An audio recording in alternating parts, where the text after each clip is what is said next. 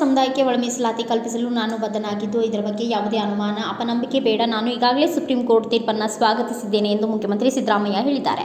Supreme court ತೀರ್ಪಿನ ಬಗ್ಗೆ ಕಾನೂನು ತಜ್ಞರು ಮತ್ತು ಸಮುದಾಯದ ನಾಯಕರ ಜೊತೆ ಚರ್ಚೆ ನಡೆಸಿ ತೀರ್ಮಾನ ತೆಗೆದುಕೊಳ್ಳಲಾಗಿದೆ ಎಂದಿದ್ದಾರೆ. ಸಚಿವರಾದ ಕೆಎಚ್ ಮುನಿಯಪ್ಪ, ಆರ್.ಬಿ. ತಿಮ್ಮಾಪುರ್, ಮಾಜಿ ಸಚಿವ ಎಚ್. ಆಂಜನೇಯ, ಕಾಂಗ್ರೆಸ್ ಮುಖಂಡ ಎಲ್. ಹನುಮಂತಯ್ಯ ಮತ್ತು ಇತರರನ್ನು ಒಳಗೊಂಡ ನಿಯೋಗದ ಜೊತೆ ಬುಧವಾರ ಚರ್ಚೆ ನಡೆಸಿ ಸಿಎಂ ಮಾತನಾಡಿದರು. ಒಳ ಮೀಸಲಾತಿಯನ್ನು ದಲಿತ ಸಮುದಾಯ ಒಮ್ಮತದಿಂದ ಒಪ್ಪಿಕೊಂಡು ಅನುಷ್ಠಾನಕ್ಕೆ ಬೆಂಬಲ ನೀಡಿರುವುದು ಸ್ವಾಗತಾರ್ಹ ಕ್ರಮವಾಗಿದೆ ಎಂದು ಸಿದ್ದರಾಮಯ್ಯ ಹೇಳಿದ್ದಾರೆ.